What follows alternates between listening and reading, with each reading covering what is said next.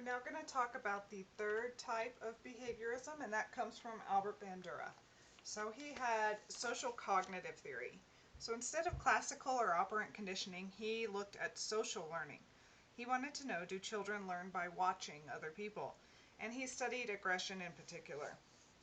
So in his first study, aggressive behavior was modeled or not for children, and it changed the way they reacted. So there's a video here I would like you to watch. I can't play it here, but please open up this PowerPoint slide and follow the link and watch this. But essentially what it shows is there's a big inflatable clown named Bobo, and it's one of those that when you punch it, it pops back up. And what he did is he had children watch an adult either play nicely with Bobo or be very aggressive toward Bobo. And he found that whatever the children watched, the children did. So the ones who saw the adult play nicely with Bobo also played nicely with him, but the children who saw the adult being aggressive was also aggressive. He later added the element of a screen because it was the time of television, and he wanted to see if children would model the behavior of someone they watched on a screen. And they did. And while this seems like common knowledge now that children copy what they see, at the time it was very revolutionary. This was something that was unheard of and people did not expect his findings. So what he added was the idea of social learning. So we can learn by watching other people. He had follow-up studies. So in one, children were shown different consequences for aggression. So they still watched someone either be aggressive, or they watched someone be aggressive toward Bobo. And then that person was either rewarded, like by giving sweets or a drink, or they saw the model being punished for the aggression. And another group saw no consequence at all. So that was the control condition. And then the children were allowed to enter the playroom and they were observed to see what they did. So the children who saw the adult get rewarded and the ones who saw no consequence imitated the aggressive actions of the adult. But the children who saw the adult get punished were not aggressive toward the toys. So this shows that children can also learn consequences through observational learning. This is called vicarious reinforcement. They didn't have to experience the reinforcement themselves to learn from it. They just had to watch someone else get it. And again, this was revolutionary for the time. So now we're going to switch to the cognitive theorists, and the first one we're going to talk about is Piaget. He is probably the most important theorist that we're going to cover, so we're going to talk about him for quite a bit and throughout the class. So we're going to start with a quote from him. Intelligence is what you use when you don't know what to do. Okay, so he was interested in intelligence. So a little bit of history. Jean Piaget was a Swiss psychologist, and he was the first psychologist to make a systematic study of cognitive development. He was revolutionary. He was interested in why children gave the wrong answers on the intelligence test. He didn't want to know that the answer was wrong. He wanted to know what led the child to choose that wrong answer. So he wasn't interested in how well they could count, spell, or solve problems. He was more interested in the fundamental concepts such as number, time, quantity, causality, and so on. And he wanted to know when those emerged. When is it that a child can understand number? So he started a systematic study of cognitive development. His contributions included a stage theory, which we will cover. He had detailed observational studies of cognition in children, and he came up with a series of simple but ingenious tests to reveal different cognitive abilities, and we're going to cover a lot of those too. He found that children's thinking is fundamentally different than adult thinking. Many theories at the time were that all of the processes in children are the same as they are in adults, but they just weren't fully developed yet. Piaget thought it was more of a stage progression, with each stage being fundamentally different than the one before. So he thought that children think in a very different way than adults. And his theory helped show that children should not be expected to engage in the same thought processes as adults. And his theory has had huge repercussions in the way children are treated and the way they are taught. So let's talk about his theory in more detail. So he had some terms. The first is schema. This is the official definition is a cohesive, repeatable action sequence processing component actions that are tightly interconnected and governed by a core meaning. Well, this is really confusing. So more simply, it's a basic building block of intelligent behavior. It's a unit of knowledge that help you relate to one aspect of the world. So you could have a schema for what is a dog or what is a cat. You could also have a schema of a behavior, like how you behave when you go to a restaurant or how you behave when you go to a movie theater. Those units of knowledge are called schemas. And he believed that development is the increase in number and complexity of your schemas. So development happens through a process of equilibrium and disequilibrium. So equilibrium occurs when a child's schemas can handle the new information they're presented with. So they see something new and it fits with one of their existing schemas. That's okay, they're in equilibrium. Disequilibrium occurs when new information cannot be handled by the existing schemas. So the way we deal with new information happens one of two ways. The first is assimilation. This is when new information can be added to an existing schema. So think of your schemas as a series of cups that have labels on them. When you encounter a new piece of information, can you put it into one of your cups? That's assimilation. You're just adding your new information to the set of schemas you already have. If you can't do that, if you don't have a cup that matches the new information, then you have to go through a process called accommodation. So this is when a schema changes or a new schema is created to deal with the new information. You have to add a different cup, or you have to change an existing cup to be something else. That's called accommodation. So this happens through a cycle. Okay, so if you can just assimilate new knowledge, you're in equilibrium. Then when you encounter a new situation, you enter disequilibrium, and you have to accommodate your schemas for the new information. Once you do that, the new information can be assimilated and you can reach equilibrium again. And you go through this process over and over again, and you get more and more schemas, and the schemas become more and more complicated. And that's how development happens according to Piaget. So here's another image. Remember, equilibrium is like a fulcrum on a scale.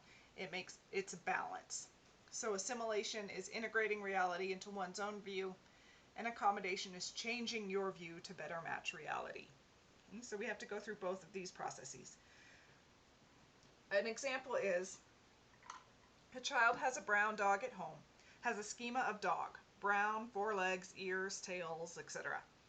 Child sees a different type of dog, perhaps white or smaller, and adds characteristics to the dog schema. He's assimilated the new dog into his schema for dog. But now the child sees a horse, 4 legs, brown, tail, ears. It must be a dog, right? No, says the parent, that's a horse. Oh, so the schema the child has for dog doesn't fit this new animal. So the child has to create a new schema for this new animal called a horse, and that child also has to modify his schema for dog so that it no longer includes horse. And through this process, children develop and learn. What we see changes what we know changes what we see. Jean Piaget. So he came up with 4 stages. We're going to cover each of these stages in much more detail as we go through the age groups. So this is just an overview. The first stage is sensory motor. This is birth to about 2 years old.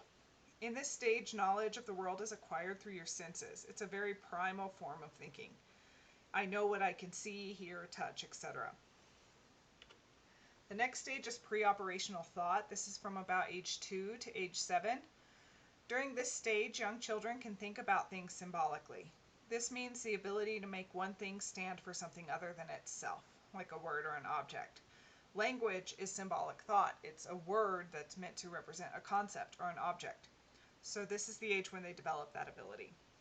Next is concrete operations. This is from about age 7 to age 11. Piaget considered this stage a major turning point in cognitive development. It's the beginning of logical thought. This means that children can work things out in their head rather than having to physically try things out. They also develop the idea of conservation, which we will cover a lot more later. But it's the understanding that something stays the same even though it looks different. The last stage is formal operations. This is age 11 and onward. This is when they develop the ability to think about abstract concepts and scientific thought. So abstract concepts such as justice or deductive reasoning, planning, hypothetical thinking. That's when children get access to those abilities. Again, we'll cover all of these stages in more detail later when we talk about each age group. So, some critiques of Piaget: he was revolutionary, he changed the way society thought about children, but there are some criticisms of his theory. The first is that he put learning into stages rather than continuous. We've talked about that before.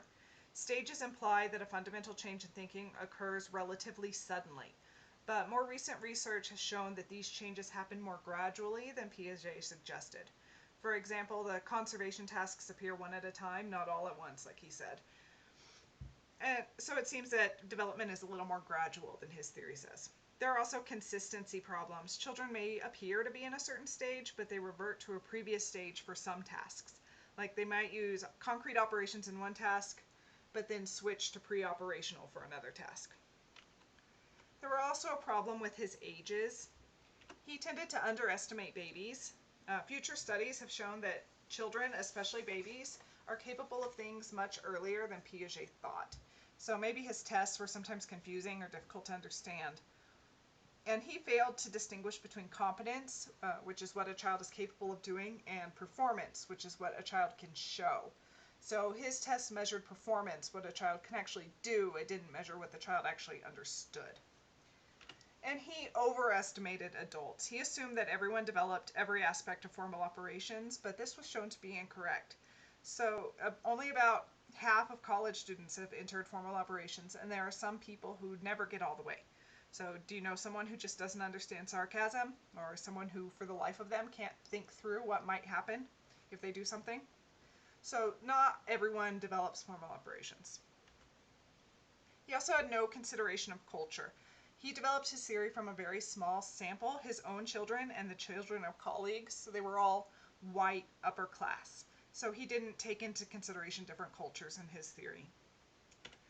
And his methods are more open to biased interpretation than other methods. He used observation and interviews. And so he used naturalistic observations, and then he wrote a diary documenting their development. And he interviewed older children who were able to understand questions and hold conversations.